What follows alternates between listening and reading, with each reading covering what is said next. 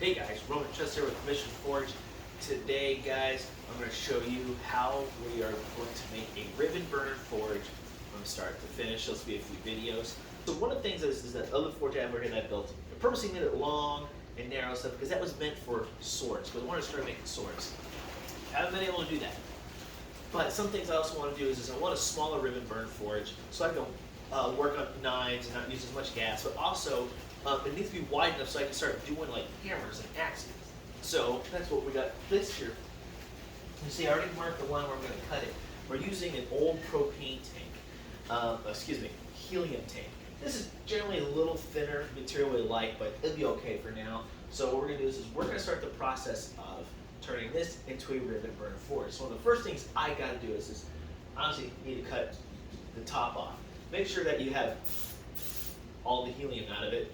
So, before you start cutting into it, or you need to release all the helium out. If you can't, drill a small hole in it, let it seep out that way. Helium is non-explosive, so don't have to worry about an explosion, stuff like that, but it is under pressure. You don't want to have that on you, So, what we're going to do is going to release all the pressure right here, and then we're going to start cutting this off here. I do want to point out, I'm going to try to make the build of this as detailed as possible, so that way you all have the information you need to make one yourself. So with that, guys, let's go ahead and let's get started. Okay, I drilled 2 small holes on the top here to let any additional out. Now, I'm gonna cut it.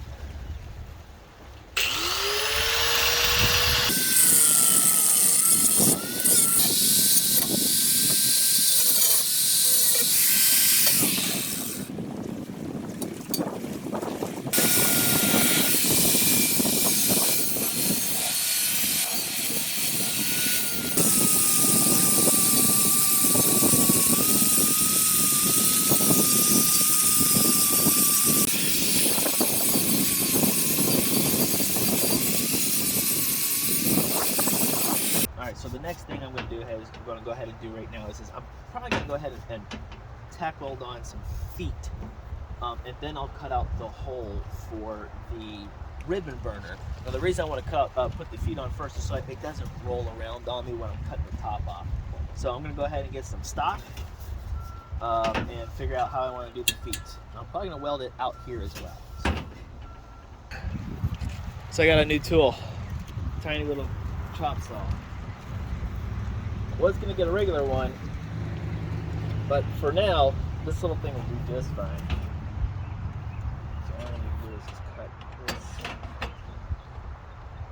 part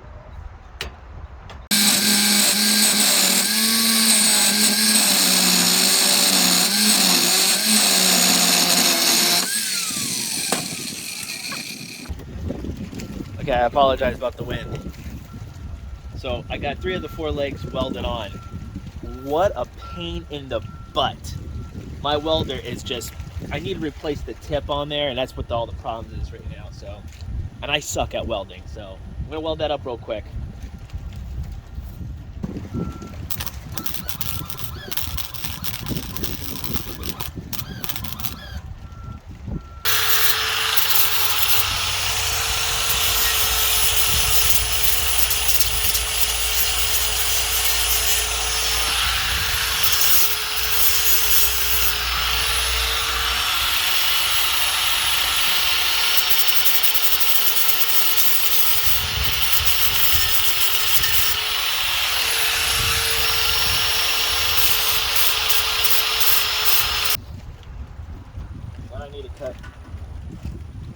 Now I need to cut the top off here, so I gotta measure that out.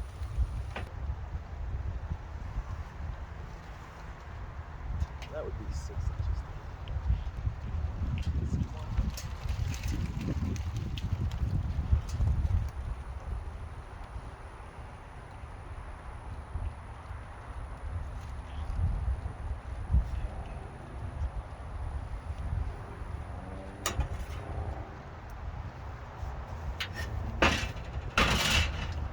Right here, where we're going to put the ribbon burner. So it's going to be a 6-inch ribbon burner. Cut that out.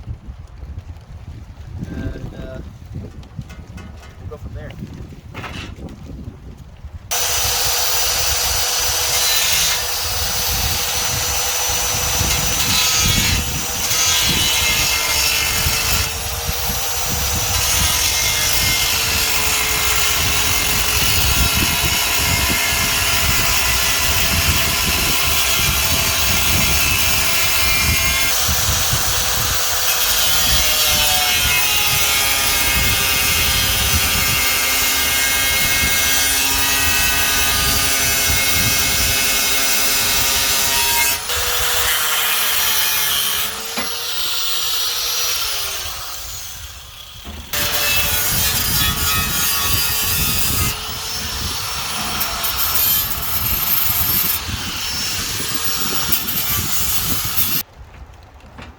Hole is cut. Now, the next step is to weld on the side pieces so that it can, when you put the ring burner on, it can hold the ring burner in place. With that, so,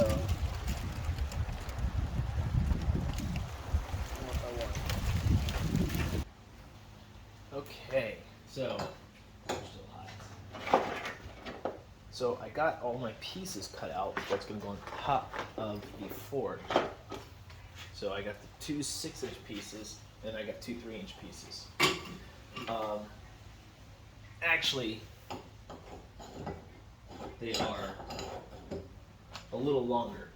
So this is 6 1/4. This is like 3 1/8.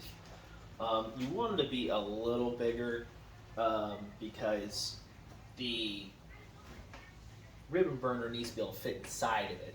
So what we're going to do next is we're going to drill on the 3-inch ones in the middle. We're going to drill a hole, one hole, and then on the 6 inches we're going to drill 2 holes towards the middle here, and we're going to tap it for 1/4 So that way we'll put thumb screws, or wing nut screws, or whatever you want to call it. That way when you put your ribbon burner in, it will hold it in place. So I'm going to show you guys how to do this. I want to do as much as I can by step. So what you do is you take a piece, and I like to use a quick square here because this will show me quickly how that, where the halfway point is. So what I want to do is we want to go about 1/4 inch in on each side. So put it to the edge here, so because this is quite long here. Let's find the halfway mark. So what we need is 1.5 inches. That's 3 inches. 1.5 inches. It's right there. Now I can go ahead and go this way. 1/4 inch in. So now the light's bright.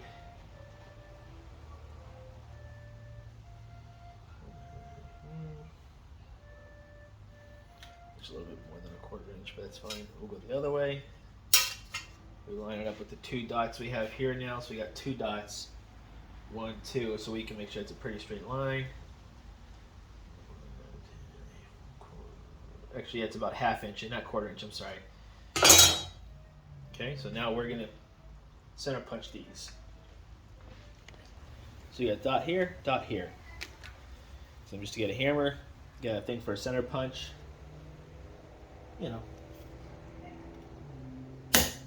Put a mark there. Boom. Now we got 2 center punch marks.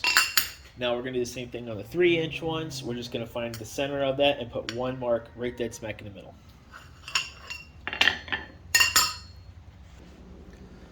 Okay, so the bit size you want is the closest for 1/4 that's fractional is a 13/64. It should be like a number 10, I think, normally, but 13/64 works close enough, or well enough. Now normally I would use my vise, but I'm not. Now you really want to make sure you're using a drill press because you want these holes to go in the line to go straight, and square. You can do this with the regular drill, but it just might not go in straight or square, and that's not really a huge deal, but I try to get it as close to square and straight as I can. Okay, so I'm a dork. You need a 15/64 bit for a 1/4 tap.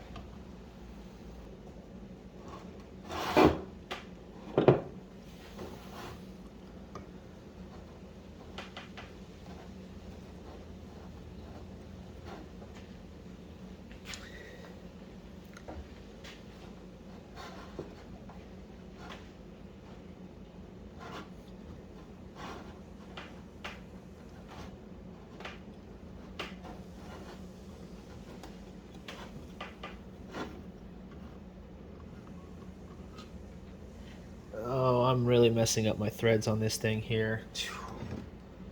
It's supposed to be able to do soft metal. Yeah, this is a cheap ass kit, that's why. I have a better one. I'll just go get that.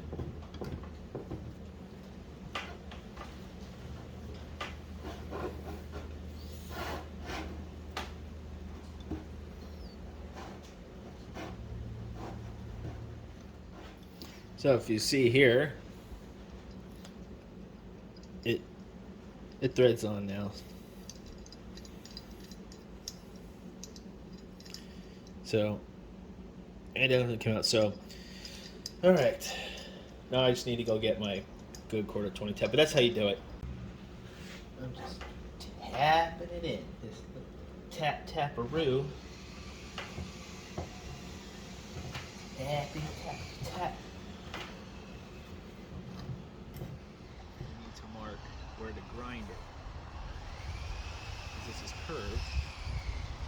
And we get the grind marks there.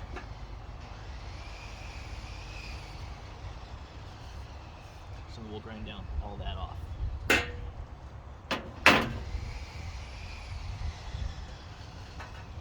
need to check that one too.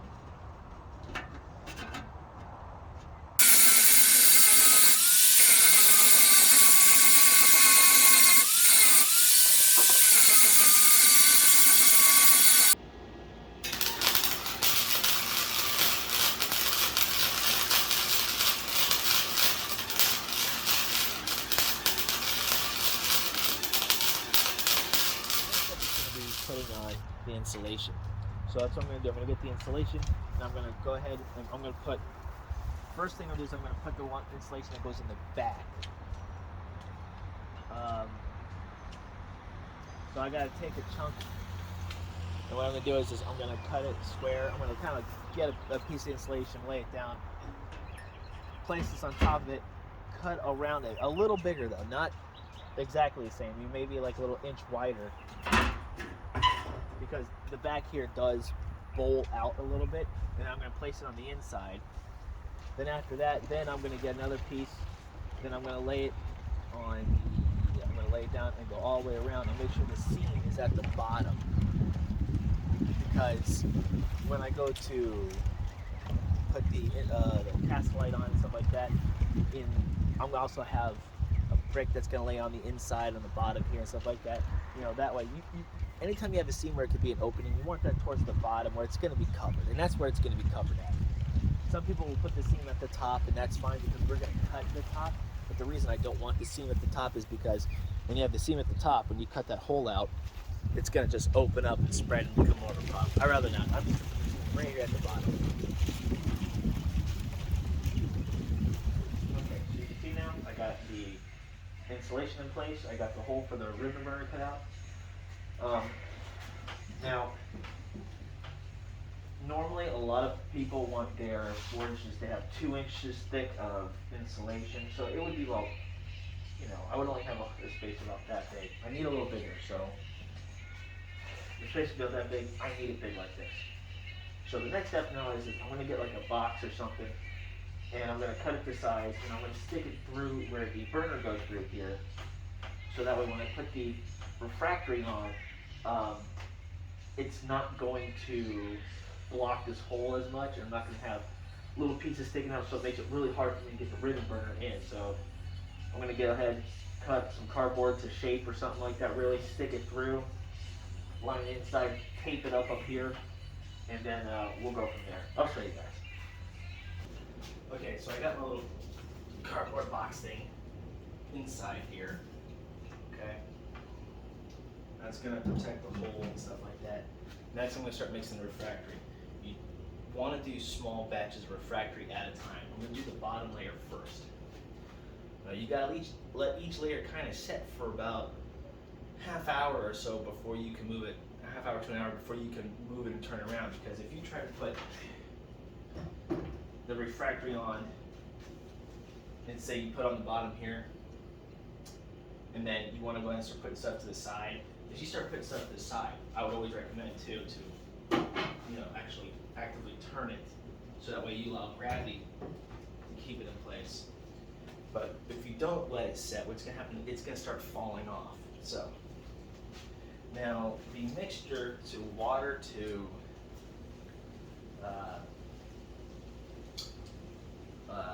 refractory ratio, it all depends on the manufacturer, the type of refractory you're using and stuff like that. Okay, but I'm going to show you guys a little test here. So I'm going to start adding some water to this, and what you do is you want to make sure it's not too soupy, but not too stiff. And the best way to do it is you ball it up, and you throw it a little bit in the air, and you catch it. If you catch it and it stays pretty much in shape, it's good. If it crumbles, it's too dry. If it like flattens out a lot or it runs between your fingers, too wet. Okay, so if it's too wet, you add more stuff. If it's too dry, you add more water. So actually, that's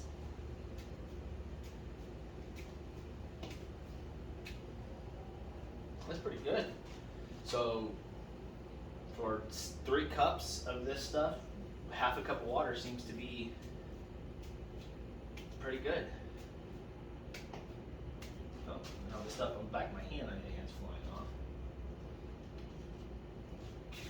Okay. So I'm going to go ahead and flip this over. I'm going to go ahead and start applying it to the back of this. Okay, so something else you guys can do is start spraying the cable wool with some water.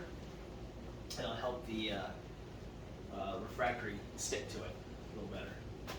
Or you can use a rigidizer, which I don't ever use a rigidizer. As you can see, it's coated down there in the bottom.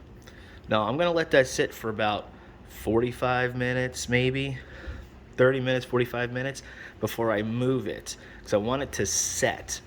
And then I'm going to start doing the sides, and by that time I'll find a spray bottle so I can spray the insulation there, so that way the refractory will adhere to it a little bit better.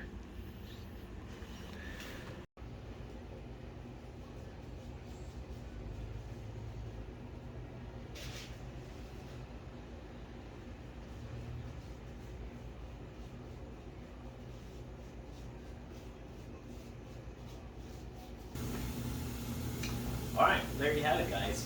We are done with the forged body for now. So the next step is going to be letting this dry for about a week. So you don't want to do anything to it. I mean, really, you don't want to move it. You don't want to do anything for about a week. 4 days is like usually the minimum. 4 to 7 days. And then after that, we'll do a like a little fire up procedure to make sure we get all the moisture out of it.